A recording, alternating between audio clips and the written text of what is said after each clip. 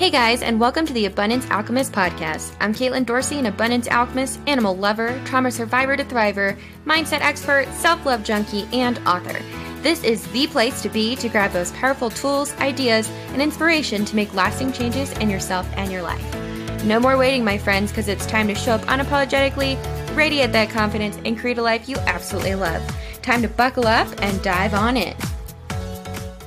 Hello, my high-vibing friends. I am so excited that you are here hanging out with us on the Abundance Alchemist podcast today. I am so happy and excited to introduce Faye.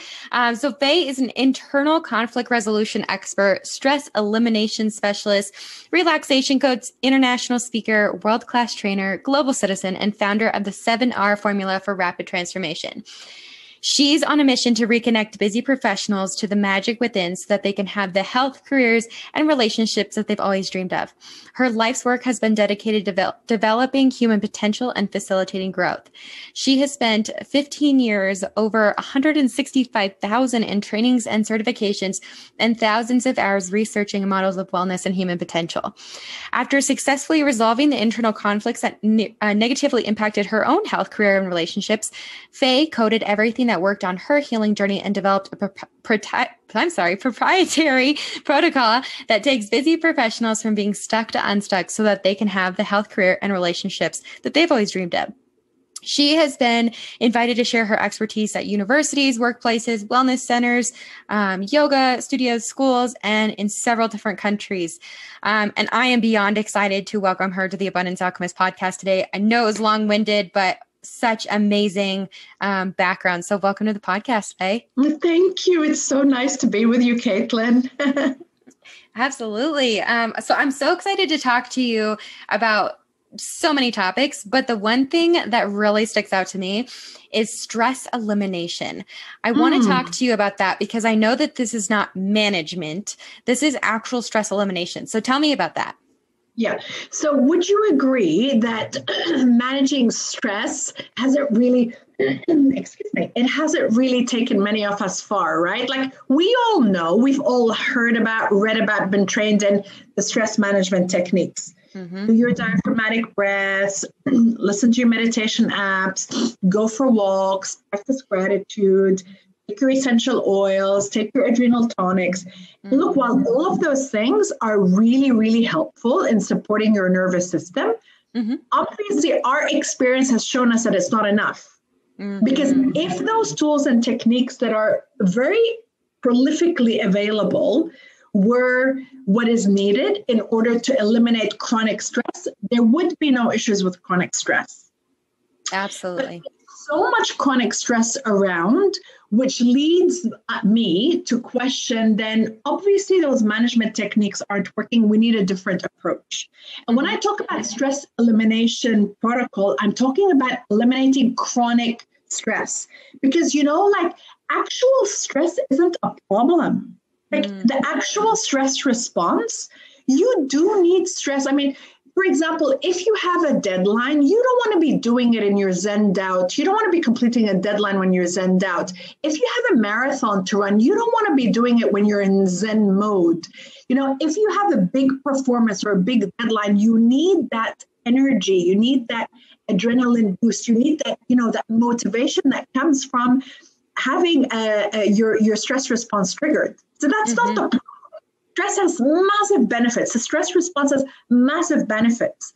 But the problem is and that's the problem I'm passionate about eliminating, is the chronic stress where we're not recovering in between those stressful moments, those stressful episodes, those stressful days at the office, the stressful months, the stressful deadlines, the stressful relationships, and the stressful conversations.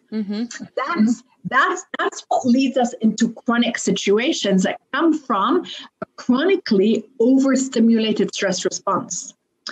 Yeah. So in my stress elimination protocol, we're talking about three things. We're talking about stop trying to manage stress because obviously it's not working.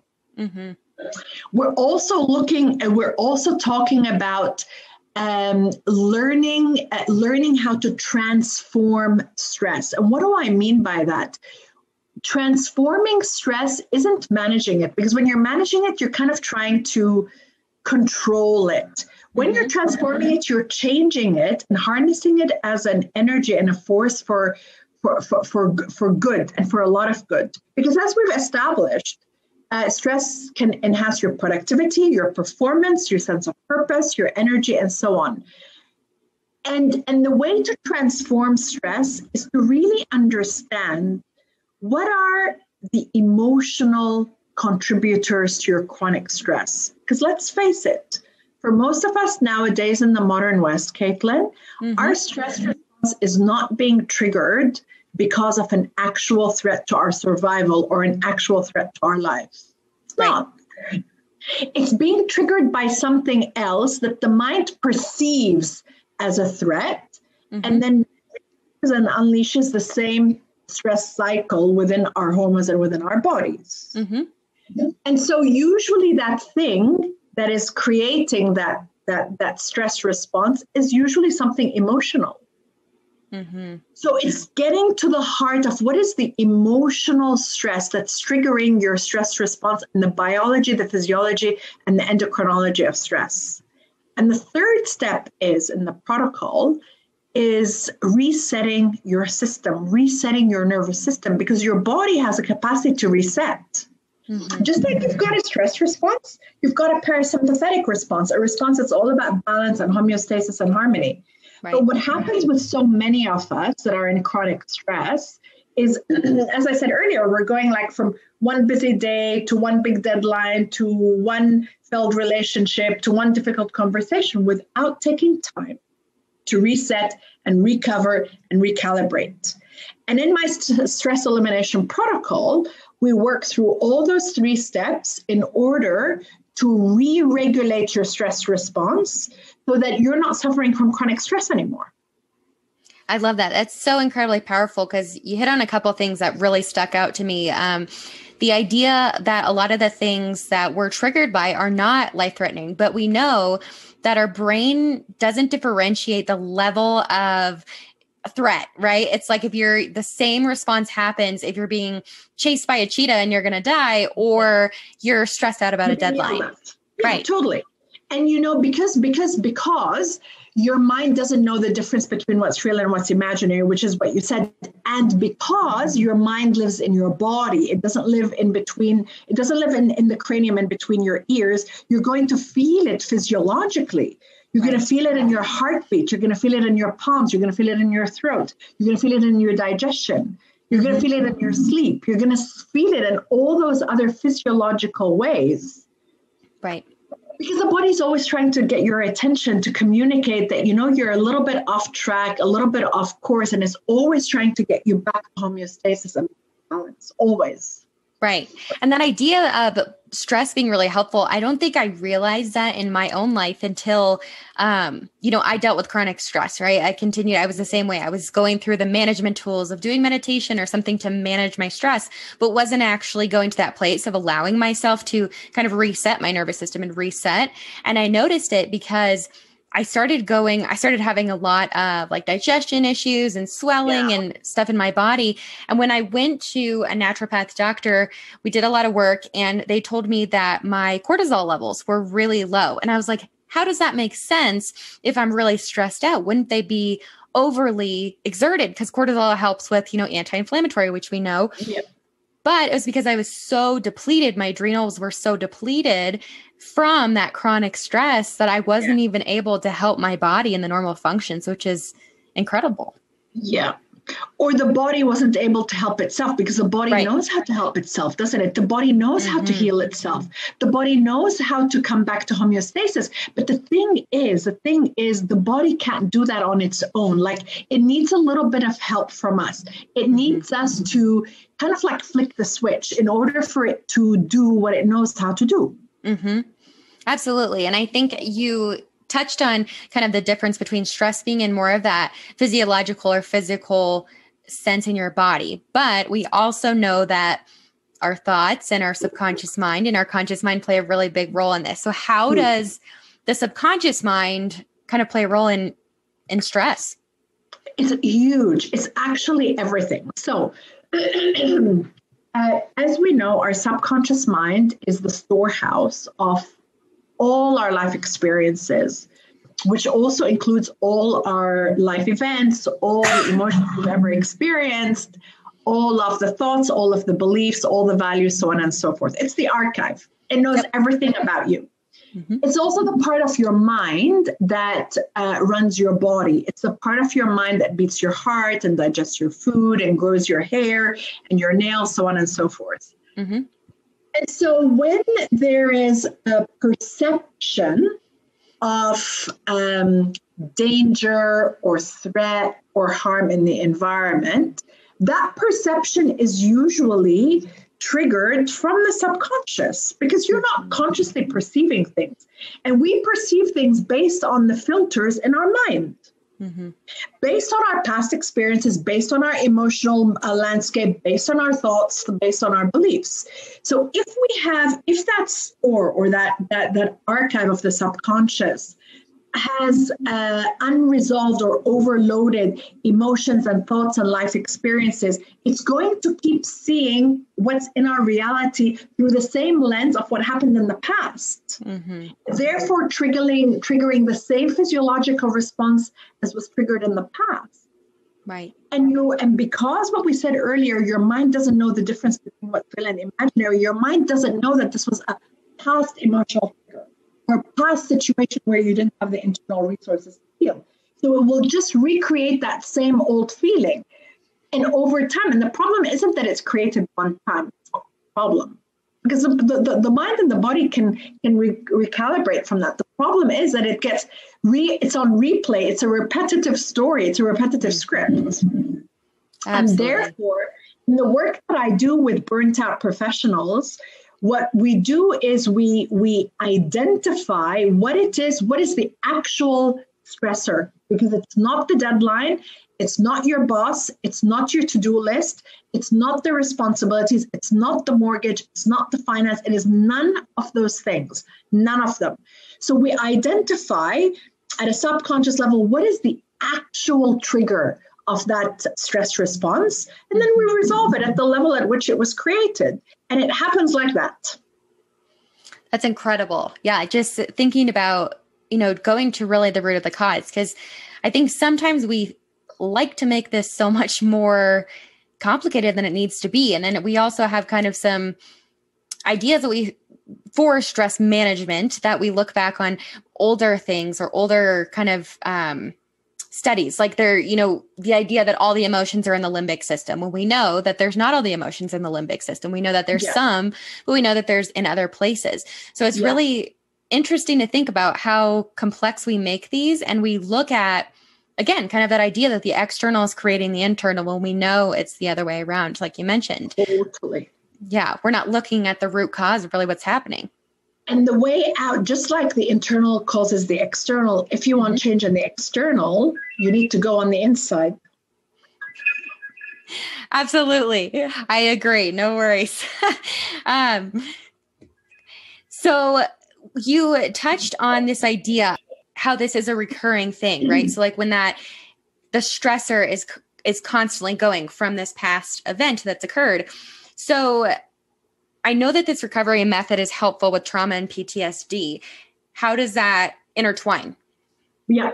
So I just want to address first that recurring piece. So, because remember, this is all happening at a subconscious level. Like we're not conscious of it. We're not aware of it.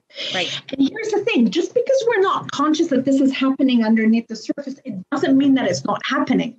Mm-hmm. Just because we're not conscious that something hasn't been resolved from the past, it doesn't mean that it's not there underneath the surface creating imbalance, right? It doesn't mean that. It just means we're not aware of it. And this is why simply the process of making the unconscious conscious is so curative.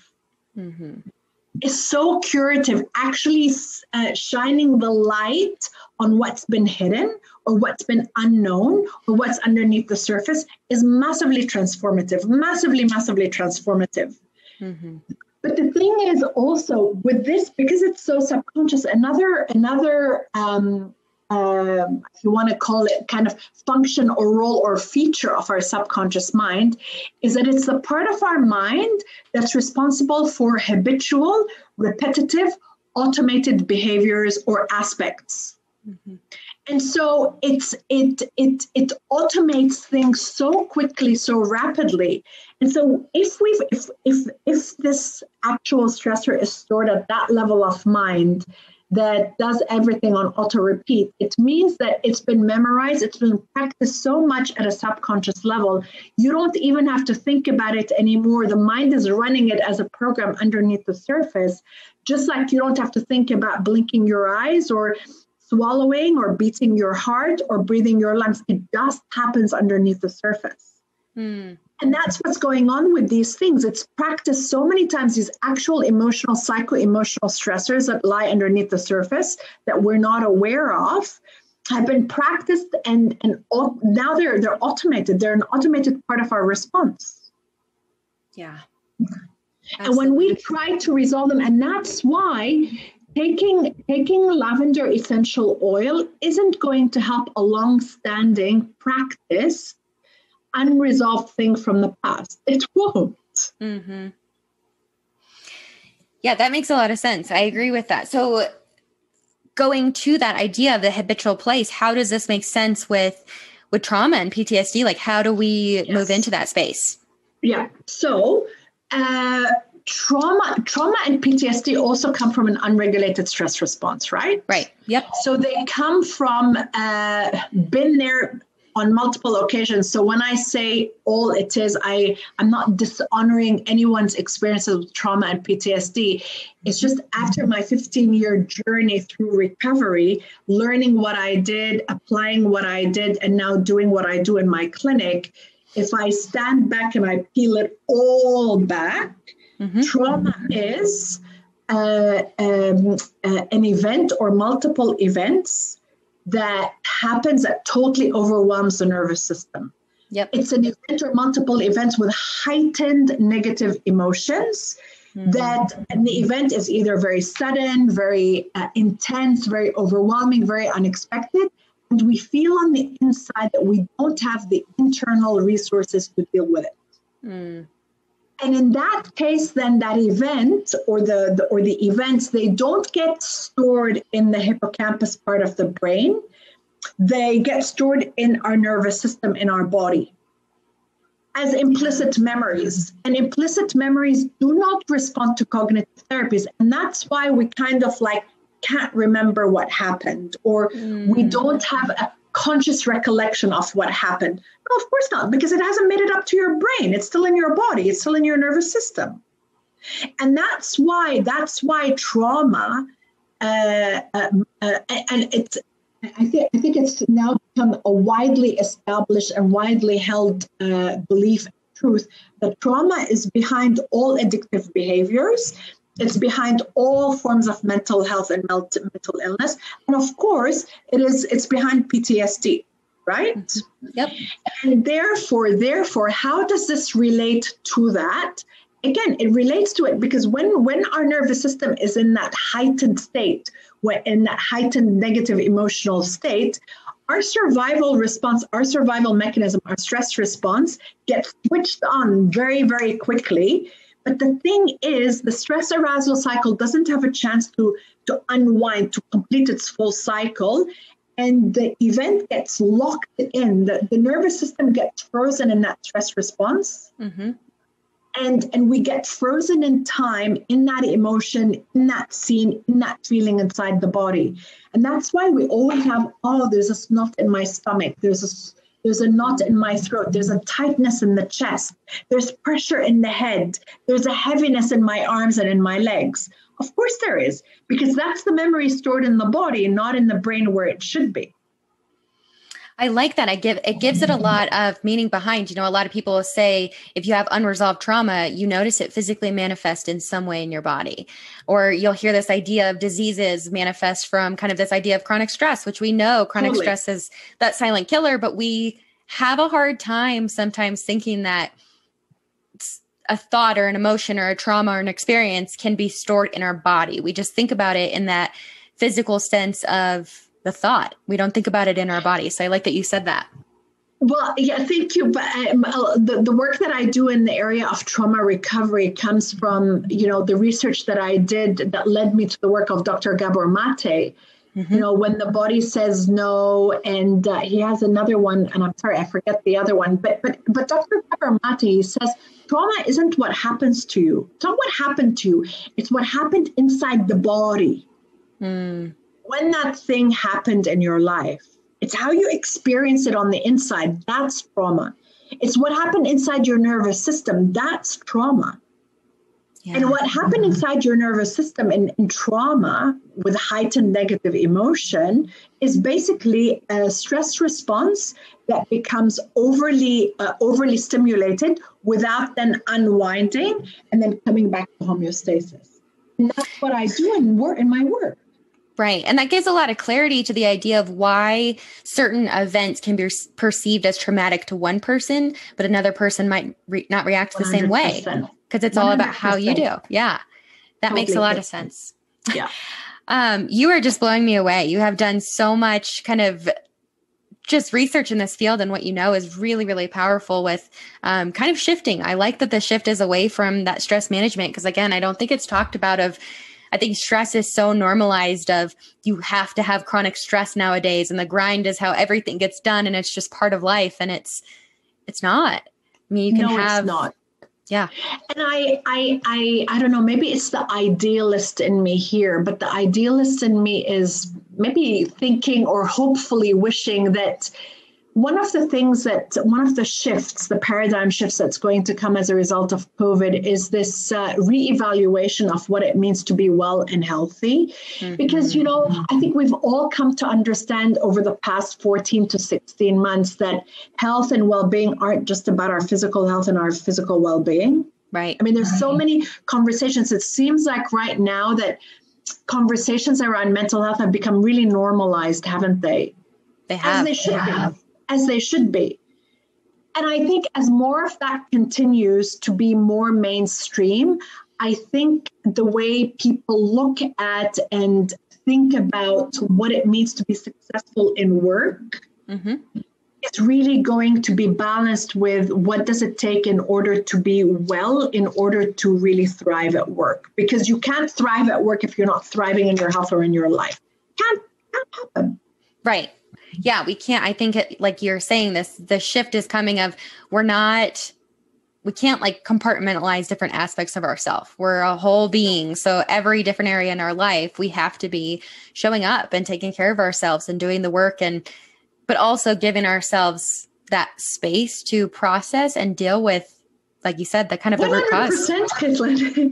Because the mind that does your health, the mind that does your PTSD, the mind that does trauma or whatever, is the same mind that's involved in your work. It's not as if, you have one mind that goes to work and you have one mind that does your relationships and you have one mind that does your health. It's the same mind. It's the same software.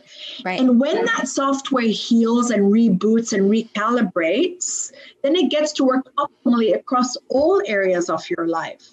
Mm-hmm. And that's why, when you do this work at a deep subconscious and nervous system level, usually when my clients come to me for recovery in one area, it floors them how recovery in that one area transforms everything else in their lives. Mm-hmm. But how can it not? Because when you're in balance and when you're in homeostasis, your physical body will improve, your health will improve, your relationships will improve, and your career.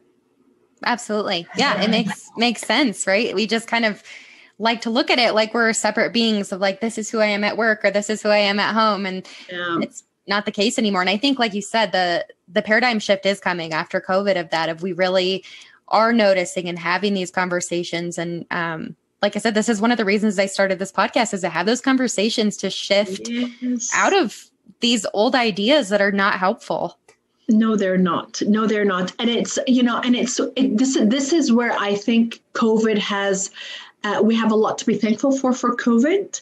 And I think looking back, I think, when we're all on our deathbeds and we look back on our lives, I think it's going to be really interesting, the perspective that we have about, this period in history and what it's allowed us to do and the opportunities that it's allowed us to improve on and carve out for ourselves. And I know, and I have a lot of understanding and empathy that when you're stuck in the thick of it, it's really hard to see things that way. I really, really understand that. I'm talking, in terms of big paradigm shifts. I think there's a lot of wonderful positive paradigm shifts that are coming as a result of COVID. I agree with you. I absolutely do. I think it's shaking things up and making us look at what I don't want to say had the privilege of pushing away, but almost that, because we've been able to kind of just keep it on the side. And totally. Yeah. And it's what we were talking about earlier. It's the stuff that was underneath the surface.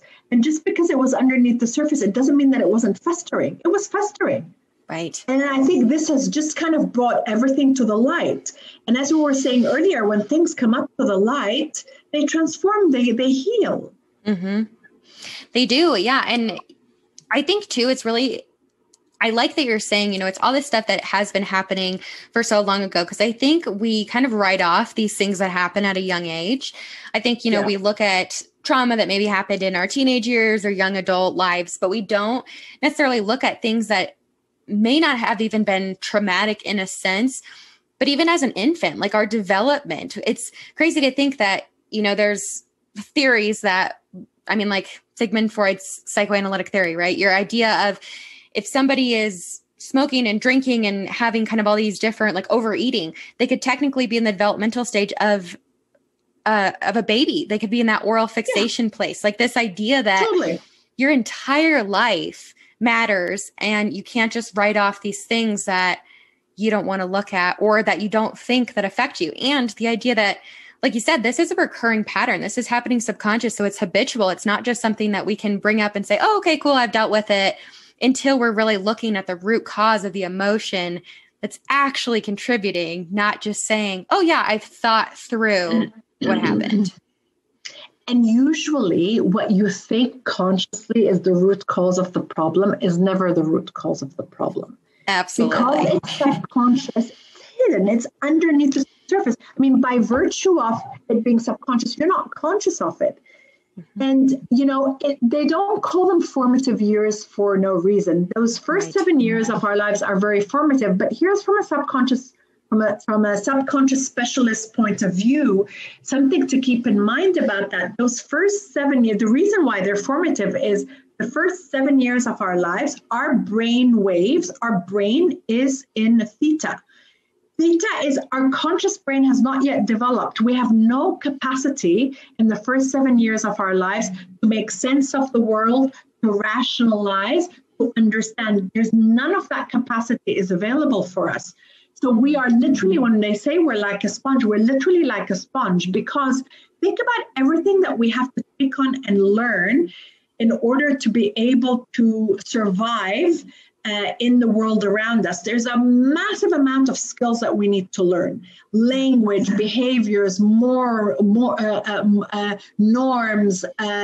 you name it. And so we need to be, that's why we're wired to be totally in our subconscious, that everything that we see around us, we imitate. And as we imitate it, it gets automated, it gets practiced, and it sticks. And yes, of course, then that whatever is happening later on in your life that isn't working can be traced back to those first 7 years, just like everything that's happening well in your life, bless you, can also be traced back to the first 7 years of life. Because not all that's in your subconscious is adverse. Right. There's a lot of resources in your subconscious as well. And it's beautiful, actually, when you work with the subconscious in order to bring out the resources and to amplify them in order to resolve self-limitations in your life. That's part of the joys of the work that I do, actually. It's actually connecting you with your internal resources at a subconscious level. And that's massively transformative. I love that. I think that, when we start having these conversations, we think about how scary the subconscious can be, but it's not all scary. It's really powerful. it brings a lot of the power that we don't even think that we have, or the abilities that we have, to the surface, to show us really like what we're capable of and how many choices we have in life. And like I said, that chronic stress is a choice in a sense. Like it doesn't have to be a reality. You mentioned perception, and it's a huge perception. Yeah. And it might not be something we consciously choose. Like you said, again, it kind of goes to that pattern space, but the subconscious shows that we do have a lot of different power to us. For sure. See, and also, Caitlyn, I think when you're talking about an element of choice, I'm a big advocate of, willpower and assuming responsibility for change. But also, I understand that the messaging out there isn't very helpful to taking on what you and I are talking about. Because until I started digging deep, I also believed that stress is a killer. No, stress is not a killer. Chronic stress might be a killer. Right. Actually, not even that. Not resolving stress is a killer, but stress isn't the killer. And I guess the point that I'm trying to make is that there isn't we don't know enough. I mean, I never knew that stress isn't something to be afraid of. And sometimes trying to suppress stress can create and accentuate a cycle of stress that's very, very unhelpful. Yeah, absolutely. I can definitely see that. I think sometimes when I notice that when I'm trying not to be stressed out or not to be anxious, I'm actually increasing that in my life and noticing it kind of in the external sense. Because we know that what we resist persists, right? Absolutely. If you resist looking at what happened in the past because it's uncomfortable, it will persist. Just because you're not thinking about it, it will persist. Just because you don't want to deal with your negative, uncomfortable emotions, they're not going to go away. They're going to persist. They're actually going to grow much stronger. Just because you don't want to deal with, negative beliefs or views that you have about yourself or about your life, it doesn't mean that they're not going to go away.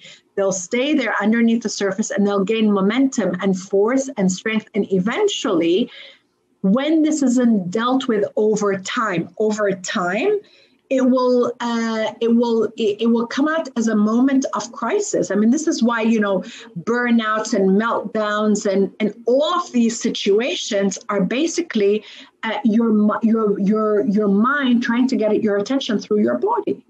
Mm-hmm. That makes a lot of sense. So we've talked a lot about what this does to your body, and you mentioned this your 3-step stress elimination protocol. Tell me about what can we do about this? If we're, not able to come to your clinic, or, how can we start working on this? What's this next step for us? Well, you can definitely come to my clinic because now I do everything online. So that's actually been, that's been one of the positive outcomes of COVID. Before COVID, I was, say a limiting belief. I had a limiting belief that this work would only work if you did it in person, which is so not true. Mm-hmm. And it also meant that, I had less impact and less people were able to make access and enjoy these practices. So now, as a result of COVID, that's all taken care of. I do all my work online. So you can come see me, anytime. And I have time slots that suit different time zones. Excellent. But also here's something to think about. What I would suggest that you do to get started is to make a list of everything that stresses you out. The next part of the list is I want you to go back and look at that list, circle, underline, or whatever. Which of those things on the list are actual stressors? Like which of those there actually come from a threat to your survival, a threat to your life? You'll probably notice that. I'm making assumptions that probably are not appropriate. But I suspect for most people listening to the podcast, the list of stressors will not come from the actual triggers to an actual stress response, which usually tend to be deprivation, hunger, and abuse. Mm-hmm. Yeah. And therefore, and then once you realize that, okay, to what extent are these stressors actual stressors? Then you'll realize, okay, they're emotional stressors. Then you have an opportunity to do something about them. You can't do something with something that you're not aware of. Right. And this is why, if I were to boil down everything that I do in all my programs and all my processes, it's the process of making the unconscious conscious so that the mind can then work on it on your behalf. Because the mind knows what you want and it knows how to get you there, but it just needs a little bit of help. And simply the process of bringing things to awareness is massively curative, massively curative. Absolutely. That makes a lot of sense. I mean, we're talking about, like you said, making the unconscious conscious. It's the only way that we can start doing something to heal and work through it. Like you said, I mean, even the idea that, hey, I am dealing with chronic stress, I need help, and booking a session with Faye would be, that step that we're talking about of starting. That makes a lot of sense. So is that, and I know I have so many questions for you, but is that what the 7 pillars for rapid transformation, is that kind of the idea behind it? And that's a small part of it. So the 7 pillars of rapid transformation, those are the 7 kind of big areas or big buckets that I had to tackle in order to resolve all my symptoms of all my chronic symptoms. So I had, as I said, all the chronic conditions, I had them. So the seven pillars are resetting your nervous system, essential. Relating to stress differently, which is what we were just talking about. Mm-hmm. Releasing tensions from your physical body, which is massively important, massively important. Reframing the negativity bias, doing something with the negative the negative stuff inside your head that's on autopilot. Mm-hmm. And actually, it's non-negotiable. Reconnecting to positive internal resources.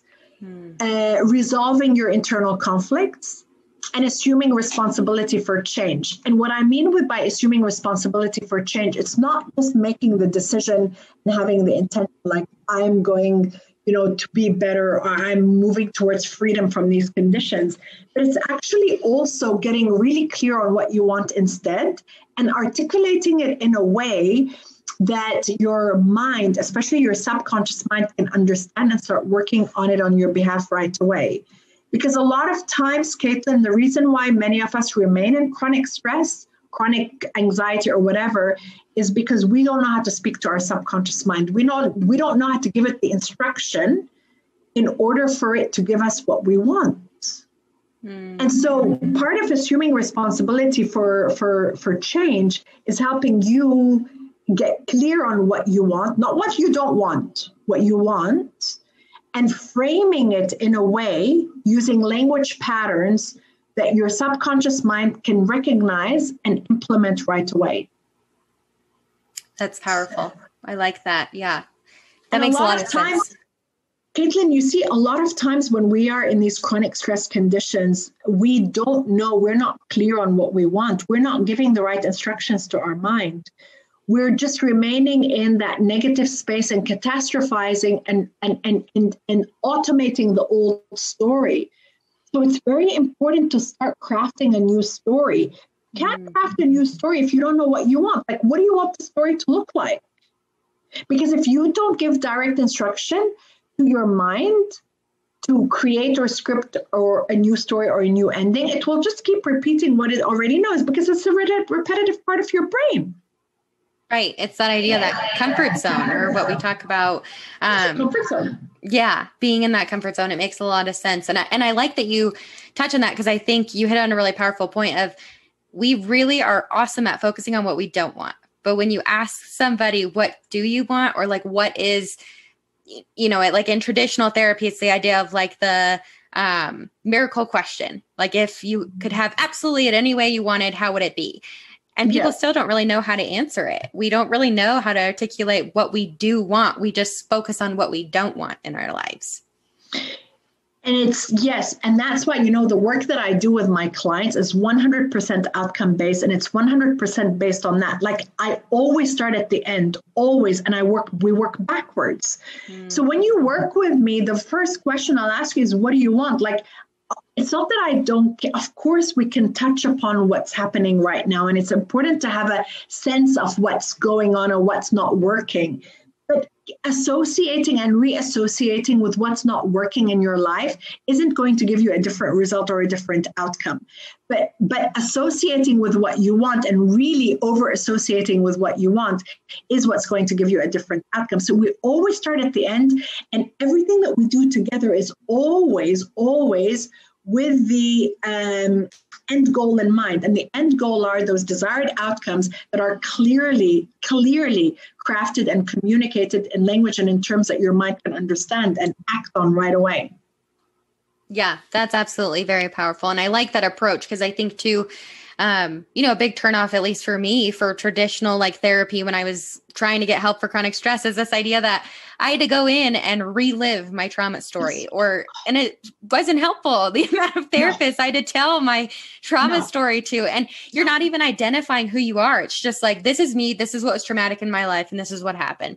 And then it's just like, okay, but it doesn't help me get to, okay, but this is where I want to be. And this is what I want to do. And here are my goals. And how do I get there?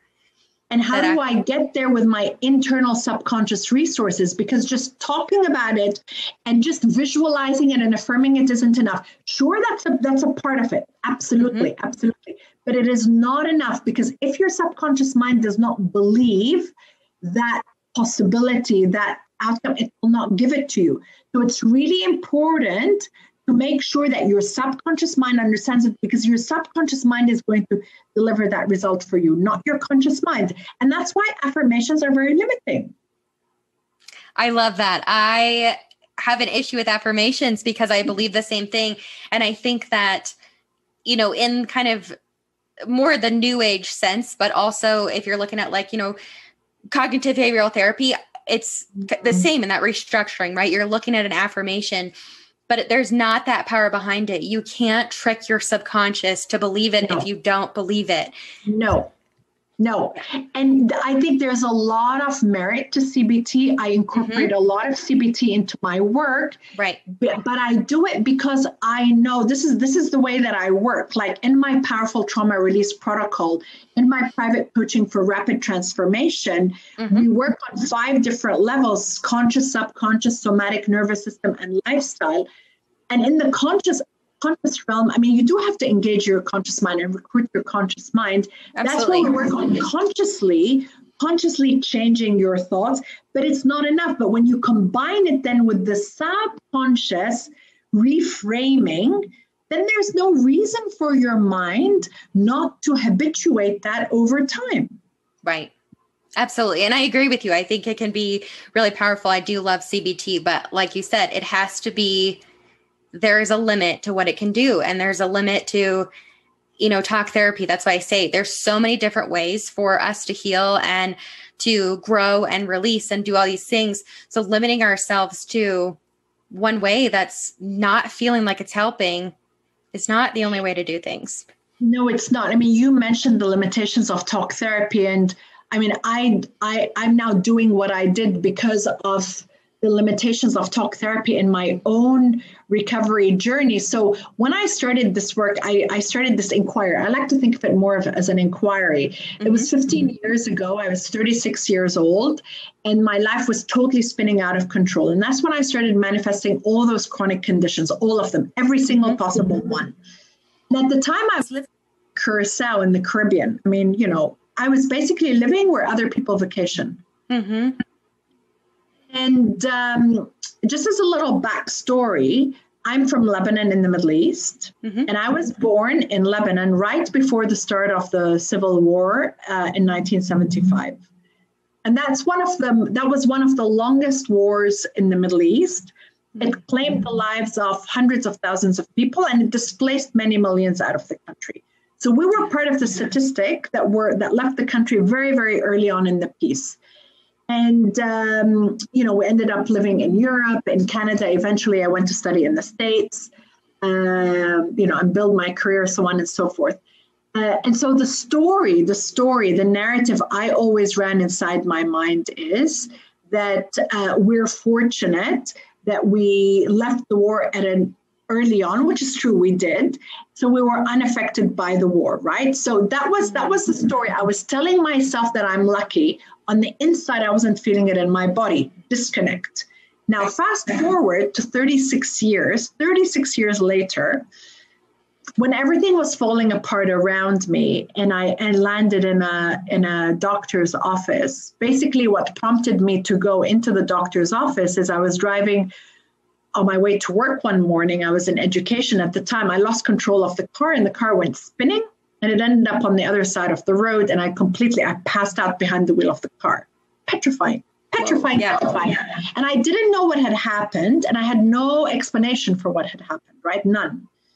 So I hid it from everyone and I didn't do anything about it. But eventually, remember, what we resist persists. Eventually, things continued going from bad to worse. So I had to take action. When I went into the doctors to get myself checked out, I was convinced that they were going to come back with something neurological, to explain the blackouts and the dizziness and all the chronic conditions. Mm-hmm. But there was no medical explanation for what was going on. I mean, I remember one day after, 5 or 6 doctors' offices, the doctor coming back and saying, I have some really good news for you, Faye. There's nothing wrong with you. And I burst into tears. And I said, Doctor, what do you mean? If there's nothing wrong, why aren't I okay? And I think that's when the inquiry started. And so right away, he put me on, so he diagnosed it as PTSD and depression, and he put me on medication and talk therapy. Now, I resisted the PTSD diagnosis because I'm like, PTSD, nothing traumatic has ever happened to me. And I resisted the depression diagnosis because, I thought, well, I can't be depressed because I'm a positive, optimistic person. Mm-hmm. Anyway, right away I refused going on medication, but I thought, let me go to talk therapy because the way he framed it is, it could be certain emotions or certain thoughts that you're having that are causing these symptoms in your body. And I thought, okay, that makes sense. I went to 2 sessions, Caitlyn, and I never went back because we were going round and round and round and round in circles, mm-hmm. talking about how bad things were and how bad my life was. And then she offered me a breathing technique at the end, which was impossible to do because at this point, my mind was so buzzing with stuff. But eventually, when I came across the work of the subconscious, that's when things transformed. And when I went to a therapist's office to work with the subconscious, and she asked my subconscious mind to go back to the very first time that I was at the heart, at the root cause of all the current limitations, all the current conditions in my life, my mind went back to the time that I was 5 and we were fleeing the war in Lebanon. And it was in the middle of the night. And my father was stuck outside the country because it was unsafe for him to return. And here's my mother fleeing with 3 young children. I was 5, my little brother was 3, my little sister was 1. Someone had told her, if you leave at around 2 in the morning, it's the safest time to make it to the airport to avoid sniper fire. Well, that night, that wasn't the case. About 10 minutes into the journey, the bombs started falling overhead and snipers in the distance. I mean, she freaked out. She's fleeing a war zone, leaving everything and everyone behind with 3 young children, and her husband is stuck outside the country. So what did she do to keep us safe? She pushed our heads underneath the seats of the car. In that moment in time, I couldn't breathe. I went into panic mode. Well, actually, my nervous system did. And my nervous system, it was a heightened negative emotional experience, right? The nervous system thought, that there's an actual threat to my life and to my survival. It froze and it never recovered. And 31 years later in that doctor's office, that was the problem that was manifesting in traumas and chronic pain and chronic insomnia and chronic fatigue and chronic depression and chronic anxiety and PTSD. And once we resolved that scenario from the mind, from the subconscious mind, things started to come right again. And my symptoms went away. That's incredible. Yeah. And I see this every day in my clinic. Every single day, this is what I see happening in my clinic. People come to me as a last resort. No one says, once they first come across a chronic condition, no one says, oh, I'm going to go for internal conflict resolution. No one says that. Right. They go go to the doctors and the psychotherapists and the naturopaths and the acupuncturists and it doesn't work for them, or it works for a short period of time, or it's not sustained. And then eventually they end up here. Mm-hmm. And after 1 or 2 sessions, they're like, my God, this has helped when nothing else has helped for all those years. And it's not me. It's because we're working with the subconscious mind and the nervous system, the level at which these traumas and these chronic stress and the stress response is actually stored. It's incredible how powerful it can be. And I could talk to you forever. I will wrap up though, but thank you so much for sharing all that information. And for everybody, I'm going to definitely put Faye's information where you can find her and her clinic in the episode notes, but I'll just say it. You can find her on Facebook at Faye Lawand, same Instagram. Lawand. Oh, I'm sorry, Lawand. I apologize. Okay. So think about the wand, like magic wand, Lawand. Yeah. Lawand. Perfect. It sounds even better. Yeah. Or at FayeLawand.com. And again, I'll put those in the episode notes for you guys, but thank you so much for coming on. Such a pleasure. It's great to talk to you, Caitlyn. It's always great to connect with the people with a similar mission. I agree. Yes. And for all of our listeners, thank you for listening. Please tell us what you thought. Subscribe, rate, and review. This is for you guys. So we want to come on and share what you guys want to hear. And again, thank you so much for listening. Thank you for hanging out with me on the Abundance Alchemist podcast. Don't forget to head over and grab your free self-love activation meditation at theabundancealchemist.com and hit subscribe here so you don't miss a thing. Until next time, sending you so much love.